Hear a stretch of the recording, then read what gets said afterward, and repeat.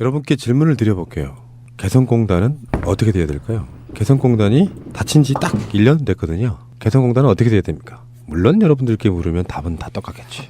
다시 열어야 된다. 지금 즉시 그것도. 네. 근데 지금 아직도 반대하고 있는 박근혜 정부 초대 통일부 장관은 열어야 된다고 지금 주장하고 있어요. 그 사람조차. 네. 근데 현재 통일부는 그렇게 말하죠. 이게 거짓말이라는 거야. 일단 유엔 제재 중에 공단 재가동 때는 결의 위반 논란돼. 요 말이 거짓말입니다. 네, 유엔 제재 사항이 아니야. 이건 박근혜가 일방적으로 이걸 닫은 거거든요. 그래서 그게 그러니까 예를 들면 이게 거짓말이라는 게 이런 거야. 유엔 제재 중에 공단 재사용 때는 결의 위반입니다도 아니야. 논란대라고 말하면서 애들러 나가는 거거든요. 논란이 될 것이 없는 것이 유엔 제재 사항이 아닌데 개성공단을 만들어진 달러 북한의 핵을 만드는 데 사용됐다는 증거가 없는데 그러니까 이 비열한 놈들이에요. 박근혜가 독단적으로 아무 이유도 없이 거기다가 최순실 게이트를 집어넣으면 최순실이 이러저러한 이유로 이걸 했다고 하는 것이 뻔히 드러났음에도 불구하고 유엔 제재를 핑계를 대가지고 논란된데 거짓말인 게 뒤에 드러나잖아요. 야 우리가 이렇게 해서 개성공단을 다시 재가동을 시키면 논란이 될 수 있어? 이렇게 말하는 게 논란이 되는 거죠. 에휴. 근데 유승민은 여기 대한 답이 좀 모호한 것 같고 찬성을 안 하는 모양이던데 보수 정당 쪽의 후보들도 웬만한 사람들은 다 개성공 다시 열어야 된다. 박근혜가 뭐를 정말 잘못했지만 그중에 가장 잘못한 것 중에 하나가 명분도 없는 개성공단. 어떤 일이 있어도 개성공단은 닫으면 안 되라고 자기가 서약했던 사업이 개성공단 사업이잖아요. 박근혜가 직접 했잖아요. 어떠한 일이 있어도 개성공단 닫지 말자 우리. 그래놓고 지가 닫아버렸던 사건이거든요. 이 개성공단에 관련해서는 앞으로 대권 안에서 상당히 이슈가 될 부분이긴 한데 사실 친박계를 제외한 나머지 모든 후보들은 거의 뭐 유지를 다시 열어서 유지를 시켜야 되지 않는 쪽으로 얘기를 하고 있어요. 남경필이도 그렇게 얘기하고 있을 정도니까. 그렇기 때문에 저는 곧 어떠한 형태든지 지금 있는 정부가 물러나게 되면 개성공단은 다시 시작될 수 있을 거라고 봅니다. 저는. 근데 단순하게 개성공단이 재가동되는 것만으로는 부족하다는 거죠. 제2, 제3의 개성공단들이 꾸준히 확산될 수 있는 여지를 만들어야 됩니다. 현재 들어가 있는 개성공단에서에도 현재 부지가 지금 들어가 있는 업체들이 한 5배 이상이 들어갈 수 있는 영유 부지가 있다 그래요. 그러니까 개성공단 안에만 지금 있는 기업들이 다시 재가동을 시작하게 되면 그보다 한 5배 넘는 추가 기업들이 들어갈 수 있는 여력이 있다는 얘기거든요. 그리고 이미 우리나라 안에 모든 제조업에 관련된 경쟁력이 사라진 이 상황에서 개성공단만큼 물류비와 인건비와 여러 가지 조건 안에서 대한민국 안에 내수를 살려낼 수 있는 생산지는 전 세계에 존재하지 않습니다. 개성공단의 가치는 전 세계 유일한 최고의 투자 가치를 가진 그런 공단인 거예요.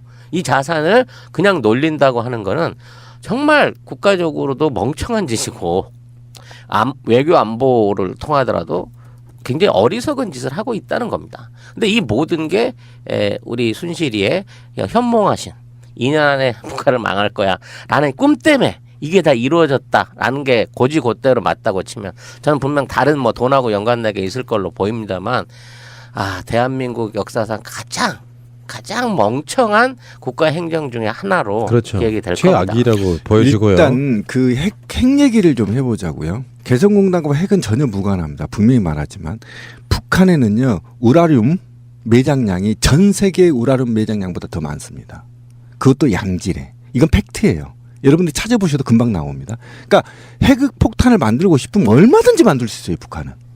네, 재처리 시설만 있으면. 이해가시죠? 그러니까 돈이 우리처럼 우라늄을 가서 사와야 되는 게 아니에요. 외국에서. 그러면 사오는 것 자체가 이제 국제법 위반인데 굉장히 어렵습니다. 거래가. 근데 북한은 그냥 땅만 파면 나와. 그러니까 재처리 시설만 있으면 무조건 막 폭탄을 만들어내. 일단 그렇기 때문에 돈이 우리처럼 다량으로 필요하지 않다라는 건 팩트이고 현실인 거고요. 개성공단은요. 김대중 노무현 대통령이 만들 때 꿈이 있었어요. 원대한 꿈. 그 원대한 꿈이 뭔지 아세요? 개성공단보다도 큰 규모의 12개의 공단을 북한 전역에 만드는 거였습니다. 북한의 국민 1인당 수준을 끌어올린 다음에 통일을 하겠다는 거예요. 의식 수준을 끌어올린 다음에. 그리고 개성공단을 12개 이상 만들면 북한이 폐쇄성보다 개방성을 지향할 거라고 봤던 겁니다. 이런 철학적인 민족의 오래된 민족의 그 염원이 달려 있었던 사업이었어요. 그런데 이 사업을 정치적으로 악용했다라는 거 아닙니까? 그리고 그거를 폄하하고. 그런데 지금 이 개성공단이 그래서 지금 정치권에서는요.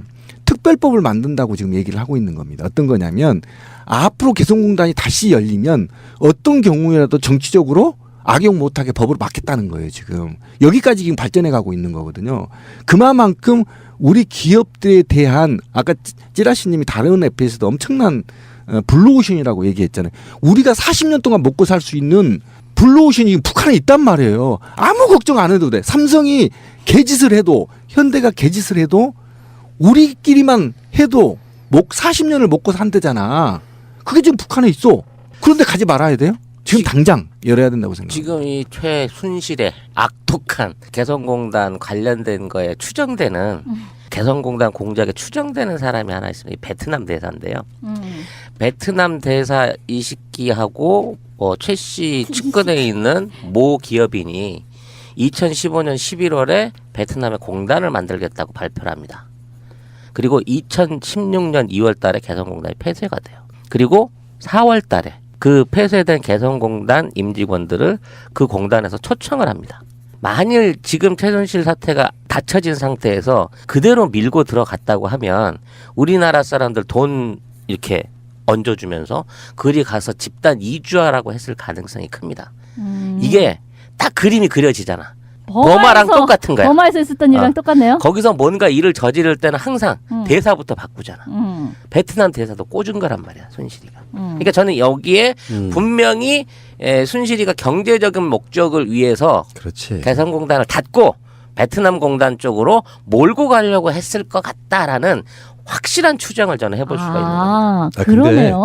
그 부분은 지금 현재는 비약일 수밖에 없어요. 그게 단순하게 개성공단이 만들어진 게 민주정부 때 수도 없이 오랜 시간 동안 다져온 게 있기 때문에 박근혜 임기 기간 내에 그게 가능하다. 저는 그렇게는 보지는 않고 보니까 그렇게도 보일 수 있다라는 것까지는 인정해드리고요. 지금 현재 성장률이나 이런 걸 보면요. 한국이 성장률 자체는 국가를 그대로 내버려 두면 어느 정도는 굴러가요. 어떤 정권이 유능해서가 아니라 굴러가는데 성장률 자체가 2점대 초반 이 정도로만 되면 잠재 성장률이 사실상은 마이너스인 상태로 가고 있는 거라. 그러니까 우리가 성장과 분배 이야기하지만 분배를 늘림으로써 성장을 키우는 방법도 있잖아요. 성장과 분배는 대치되는 개념은 사실 아니야. 그렇죠. 근데 그 성장이 너무 저하가 되면 기본적으로 경제 자체가 움츠러들어서 확장성이 떨어지는 그런 문제가 생기는 거거든요.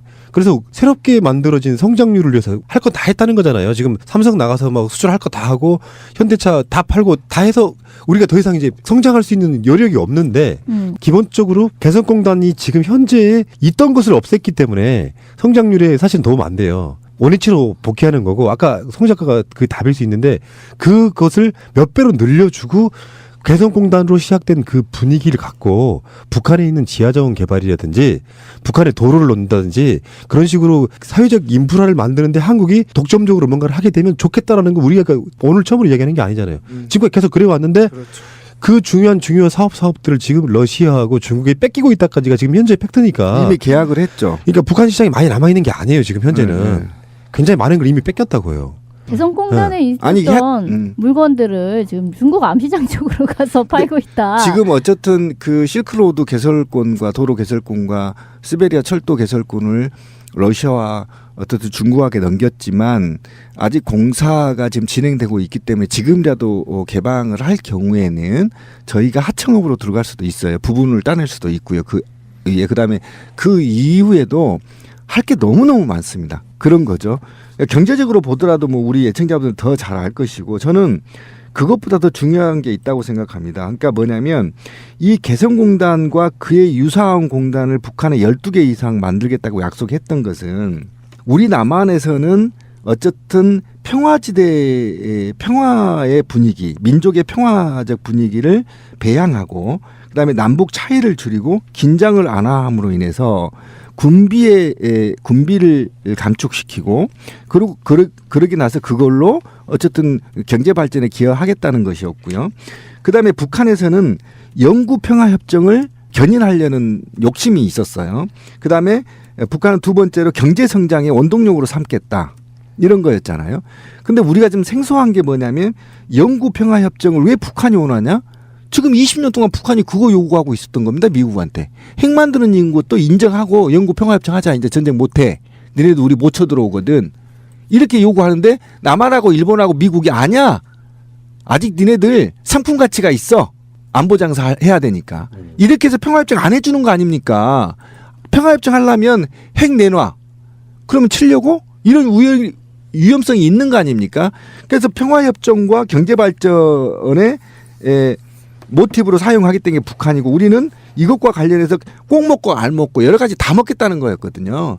이렇게 좋은 사업이 제가 볼 때는 없어요. 지금 이제는 어디 베트남이요? 인도? 아프리카? 이미 아프리카는 중국이 다 먹어버렸고요.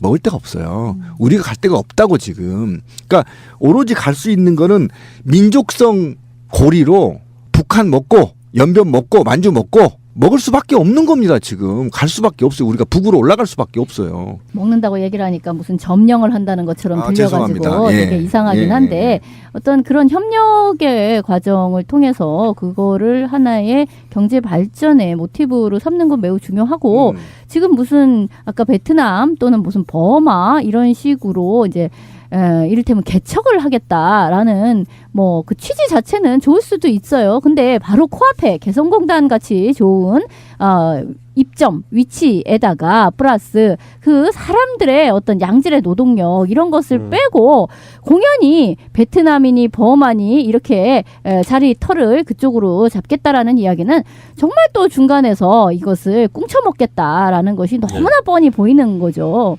자, 유승민